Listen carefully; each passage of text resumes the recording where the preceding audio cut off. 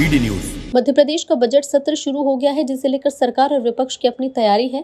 Budget सत्र के दौरान कई मुद्दों पर सदन के गरमाने के आसार हैं।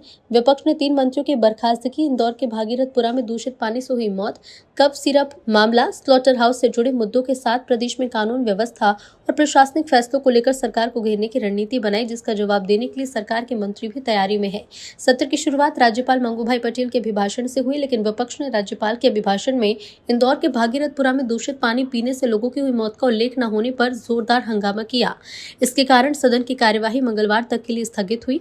विधानसभा में कांग्रेस प्रदेश अध्यक्ष जीतू पटवारी ने कहा कि 3 अपराधी मंत्रियों को बजट सत्र में बैठने का अधिकार नहीं है। उन्होंने कहा कि सीएम से आग्रह किया था कि 3 अपराधी मंत्री न बैठे। इसके अलावा इंदौर में दूषित पानी से 35 मौत हो गई। यदि राज्यपाल के अभिभाषण में जिक्र नहीं है तो भाषण बेमानी है, जिस पर सत्ता पक्ष के विधायकों की प्रतिक्रिया भी सामने आई। सीएम ने कहा कि विपक्ष का तो काम हंगामा करना है, लेकिन इस बार बजट जन आकांक्षाओं के अनुरूप आएगा, जो सर्वहारा वर्ग के लिए होगा। बहरहाल अब सत्ता पक्ष और विपक्ष के अपने अपने दावे हैं, लेकिन अब बड़ी बात है कि जैसे जैसे सत्र बढ़ेगा विपक्ष भी मुद्दों को लेकर उग्र होगा। आज बजट सत्र की शुरुआत है।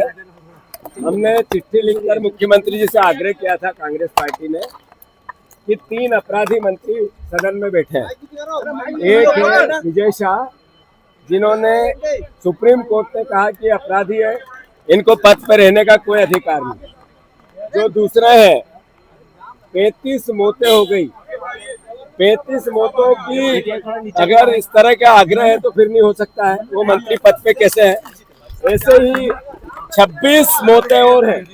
जो 26 मौतें हुई, इसके लिए भी दोषी 3 मंत्रियों को पद पर रहने का अधिकार नहीं है। राज्यपाल जी का अभिभाषण निरर्थक रहेगा अगर ये मंत्री पद पे रहेंगे। अभिभाषण पूरा पढ़ा नहीं गया, अभिभाषण की कॉपी विपक्ष के विधायकों को मिली नहीं, हमें पता ही नहीं उसमें क्या है।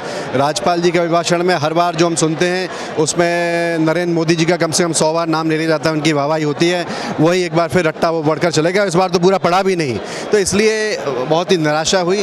देखिए, ये तो भारतीय जनता पार्टी का चाल चरित्र और चेहरा है। अगर विपक्ष के ऊपर कोई दाग लगे तो तुरंत कार्रवाई हो जाती है, आम जनता पर कार्रवाई हो जाती है, लेकिन सत्ता दल के विधायक पर अगर कोई आरोप लगता है, और ये लगभग सबके सामने है, पूरा प्रदेश इस बात को जानता है, लेकिन उसके बावजूद भी उनको बचाया जाता है, बहुत ही निंदनीय है। यशस्वी मुख्यमंत्री डॉक्टर मोहन यादव जी के मार्गदर्शन में 18 तारीख को हम बजट प्रस्तुत करेंगे।